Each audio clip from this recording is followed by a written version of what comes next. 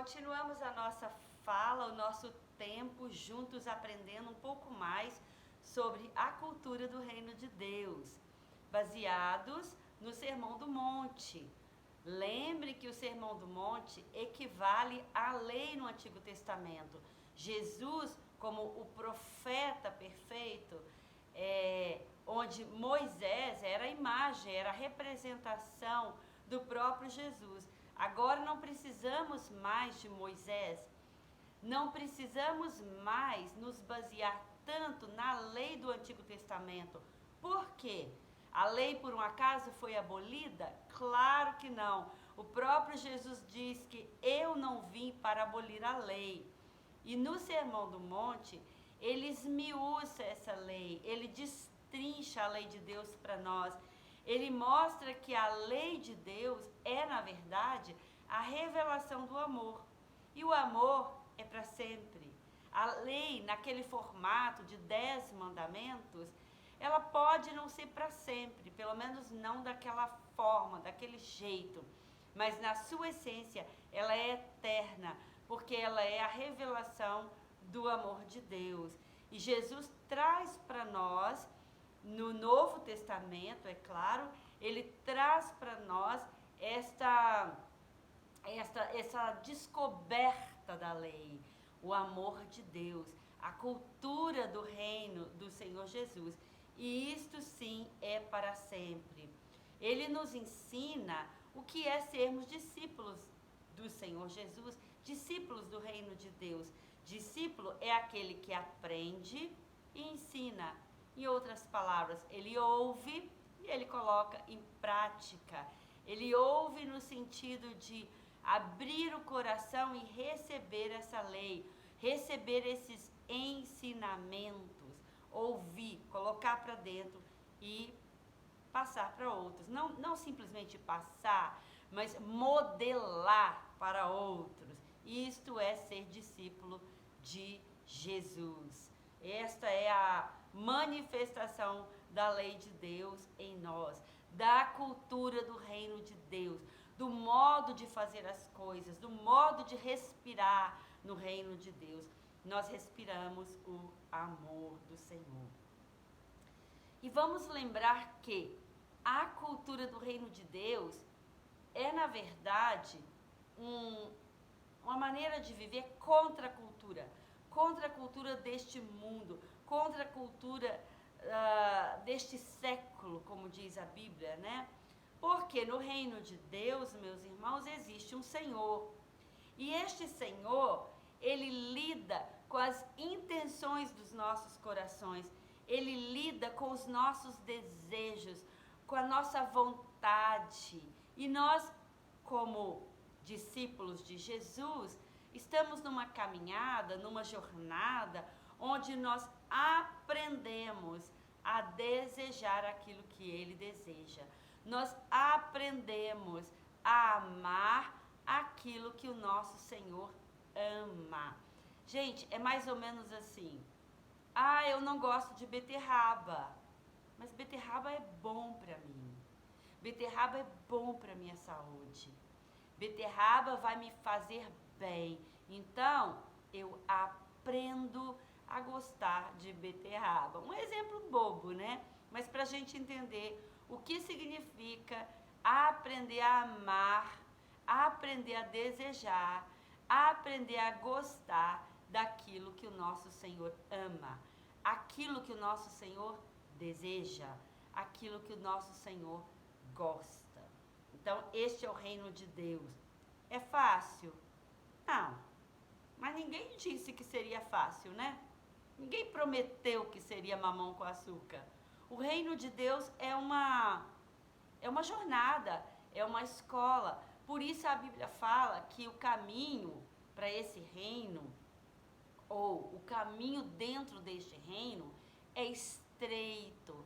Ele nos limita, não no sentido negativo, mas ele nos limita para que nós possamos aprender a fazer o bem, a amar o bem, a imitar o nosso Senhor.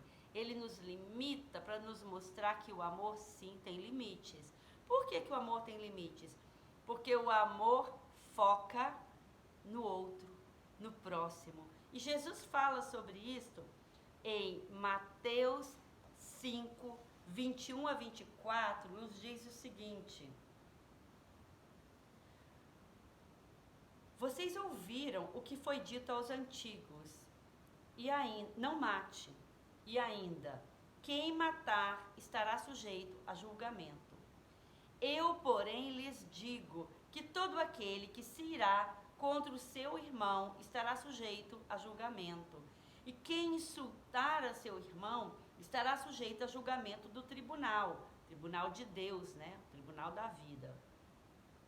E quem o chamar de tolo estará sujeito ao inferno de fogo. Portanto, se você estiver trazendo a sua oferta e lá se lembrar que o seu irmão tem alguma coisa contra você, deixe diante do altar a sua oferta e vá primeiro reconciliar-se com o seu irmão. E então volte e faça a sua oferta. O que Deus está falando aqui? O que Jesus está dizendo aqui? Que o nosso relacionamento com o próximo, o relacionamento saudável, o relacionamento santo, um relacionamento bom, é a maior oferta que nós podemos dar a Deus. Então não adianta eu dar a Ele coisas, dinheiro ou qualquer outra coisa, se eu não estou bem nos meus relacionamentos. Ele não recebe aquela oferta. Por quê? Porque a oferta primária que Deus quer receber de nós são relacionamentos saudáveis. Oh, quão bom e quão suave é que os irmãos vivam em união. É como o óleo que desce sobre a barba de Arão. Esta é a máxima de Deus para nós. Amar o Senhor de todo o coração e amar o próximo como nós amamos a nós mesmos. Considerar o próximo superior a nós mesmos não significa que o próximo seja superior a mim ou a você. Não é isso que Deus está falando. Mas eu devo agir como se fosse assim. Eu devo considerar Ele como se Ele fosse superior. E quando eu assim o faço, eu estou dando a Deus a melhor de todas as ofertas. Então, o próximo é o que basicamente Jesus está falando em vários dos textos do Sermão do Monte. E esta, meus irmãos, é a cultura do reino de Deus, o outro. Porque quando eu trato o outro desta forma, eu estou amando a Deus, eu estou tratando ao próprio Senhor desta forma. Ele diz isso: olha, venham benditos do meu Pai, porque eu estive com fome, você me deu comida, eu estava nu, você me vestiu, você me deu um copo d'água, você cuidou de mim, você me visitou quando doente, foi à prisão quando eu estava preso. E aí, muitos de nós perguntaremos: Senhor, quando foi que nós fizemos isso ao Senhor? Quando foi que eu te visitei?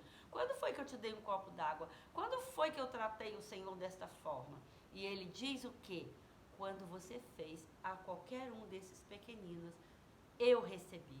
Foi a mim que você fez tudo isso.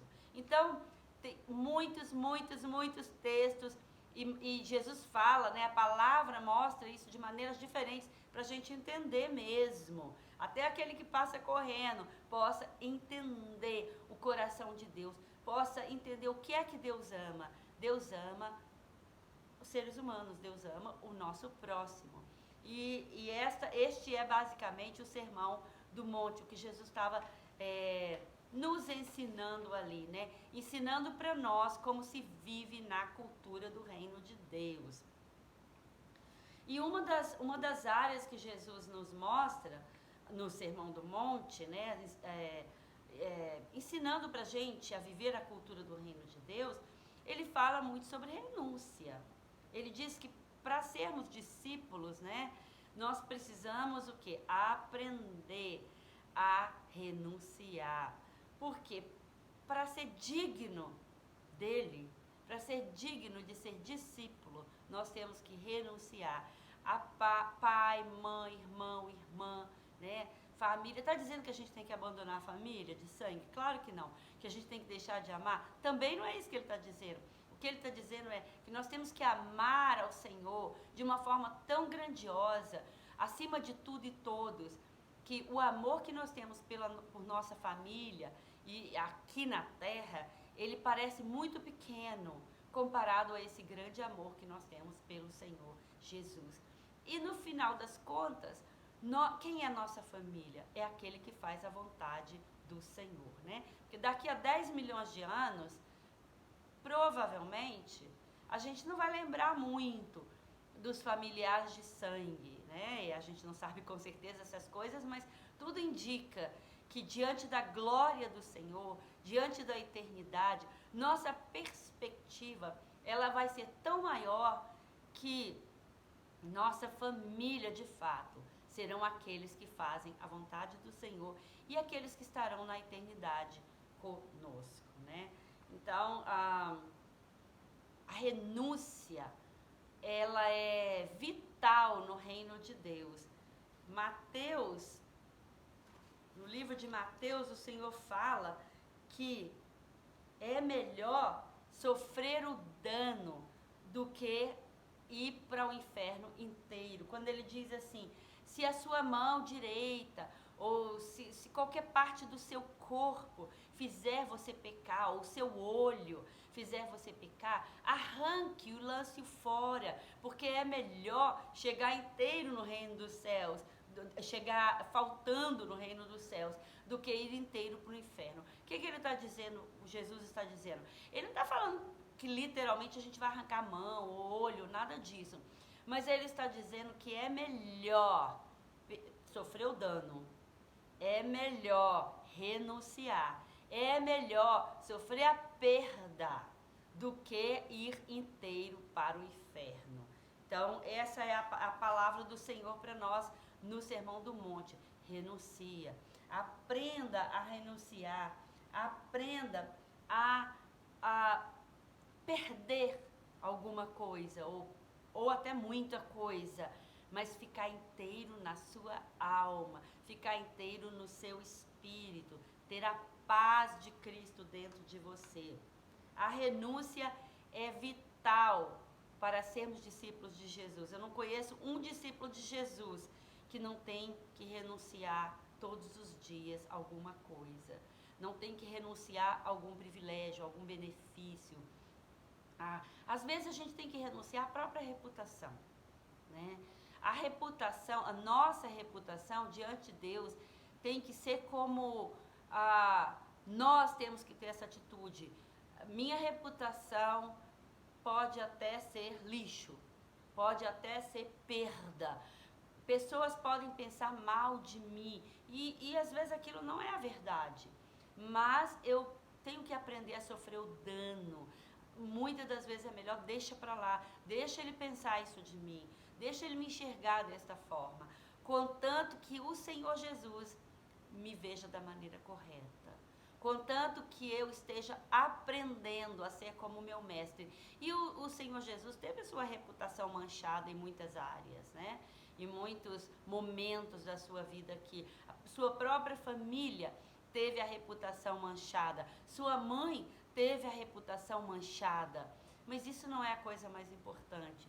Quando o Pai que está nos vendo sabe quem nós somos. O Pai é que tem que ver como nós somos. E aqui dentro de nós temos que estar inteiros. Por isso eu digo para vocês, meus irmãos, a cultura do reino de Deus é a cultura da contramão, é a cultura de nadar contra a maré, porque este mundo, nós já sabemos, ele jaz no maligno. Então, a gente não tem que ter muita expectativa com o sistema deste mundo, ele está apodrecido mesmo. E nós, muitas das vezes, vamos ter que sofrer o dano, temos que aprender. A cultura do reino de Deus, segundo o Sermão do Monte, envolve também as nossas palavras. Mateus 5:36 diz assim: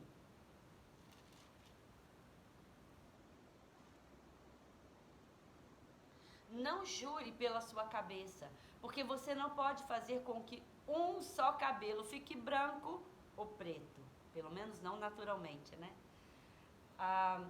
que a palavra de vocês seja sim, sim, não, não. O que passar disto vem do maligno. O que passar disso é confusão. E confusão pertence ao maligno. Então, no reino de Deus, nós temos que ter muito cuidado com nossas palavras. Temos que aprender, assim como Jesus, né?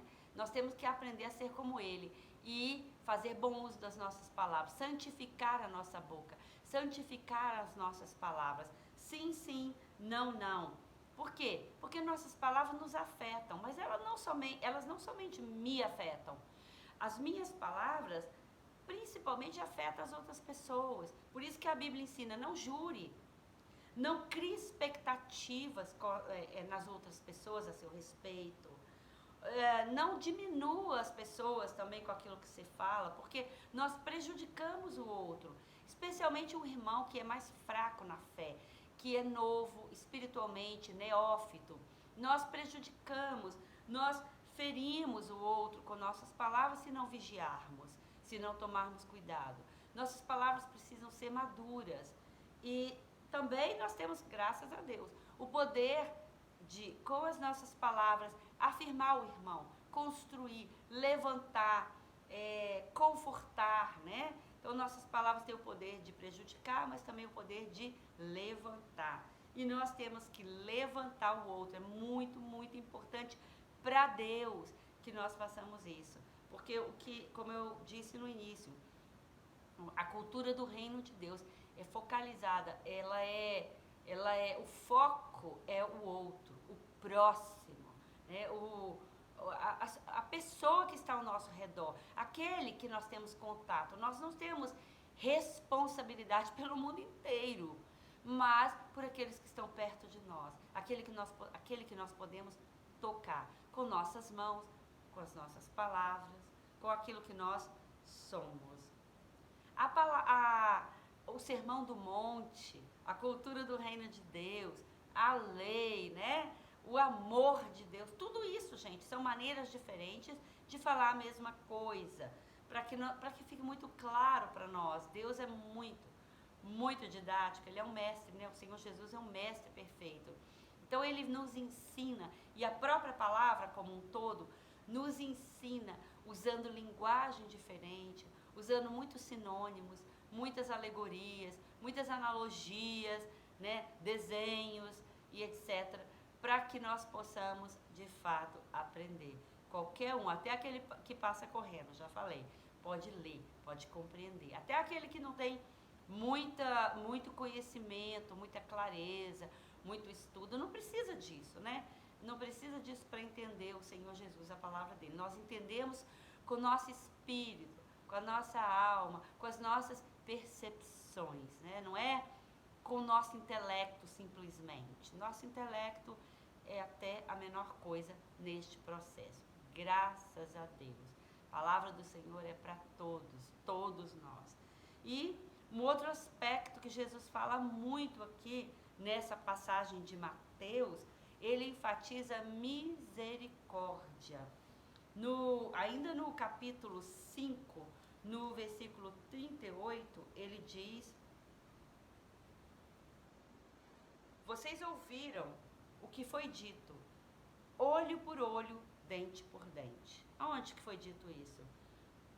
Na antiguidade, na lei antiga, a lei de Talião, né? Era olho por olho, dente por dente. Toda a antiguidade, todos os povos antigos tinham essa lei. Você fez para mim, eu te dou o troco, eu faço de volta. Então, era assim a lei da antiguidade. Mas não é assim no reino de Deus. O que é que Jesus diz? Eu, porém, lhes digo, não resistam ao perverso. Se alguém lhe der um tapa na face direita, ofereça-lhe também a face esquerda. Se alguém quer processar você e tirar-lhe a túnica, deixe que leve também a capa. Se alguém obrigar a você a andar uma milha, vá com ele 2. Dê a quem lhe pede e não volte as costas ao que lhe quer pedir emprestado. O que é que Jesus está falando aqui? Olha, no mundo é desse jeito, mas no reino, o meu reino é diferente. O meu reino é um reino oposto oposto a este mundo. Ele nada contra esta maré, né? O espírito é oposto. Então, o que acontece? Você dá àquele que está te pedindo até mais do que ele está te pedindo. Por que Jesus fala isso? Para nossa proteção. É misericórdia para com o necessitado, mas é misericórdia para conosco também. Por quê? Se alguém me pede, ou se alguém tira de mim, se alguém me rouba, se alguém me prejudica, e eu, lá no fundo do meu coração, lá no fundo da minha alma, eu dou além, o que é que tá mostrando? Quem é superior nisso aí? Eu. Você que está dando mais. Você que está emprestando. Você que está dando. Quem é superior? Quem tem mais? É aquele que está dando. Então eu mostro com isso que eu tenho mais. Que eu tenho mais dignidade. Que eu tenho mais maturidade. Que eu tenho mais graça, misericórdia. Então, se eu estou doando, eu não estou sendo ferido no processo. Vocês estão entendendo? Estão conseguindo entender o que eu estou tentando falar? Não sei se estou sendo, se estou conseguindo passar isso.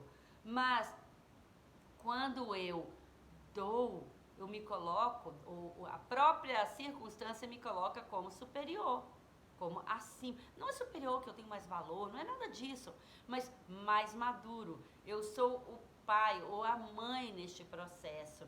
Neste caso, quando eu ajo assim, não sou atingido.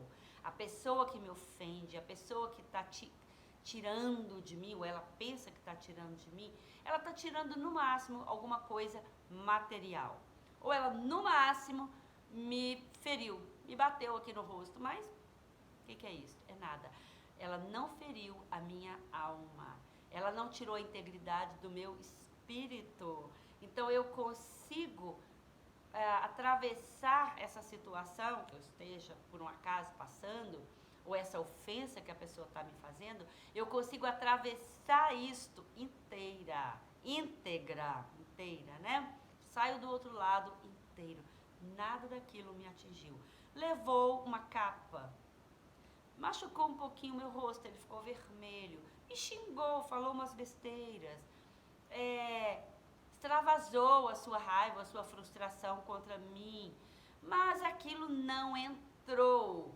No máximo foi algo material que foi prejudicado ali.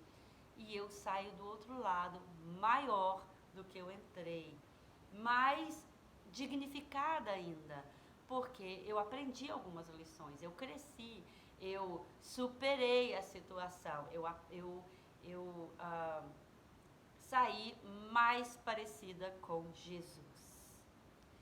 Este é o cristianismo, meus irmãos. Não sei o que te disseram quando você aceitou Jesus. Eu não sei se eles falaram para você que você vai ter vida plena, e vida plena sabe, assim, viver uma vida boa. Vida plena é ser cheio de alegria, de felicidade. Eu não sei o que te disseram, mas o que Jesus nos diz não é bem isso. Ele diz sim que nós teremos vida plena. Ele diz sim que nós somos mais que vitoriosas. Ele diz sim que nós podemos todas as coisas em Cristo que nos fortalece. E que a cultura do reino de Deus é uma cultura que nos ajuda a permanecer íntegros e maduros. Mas o processo é caminho estreito.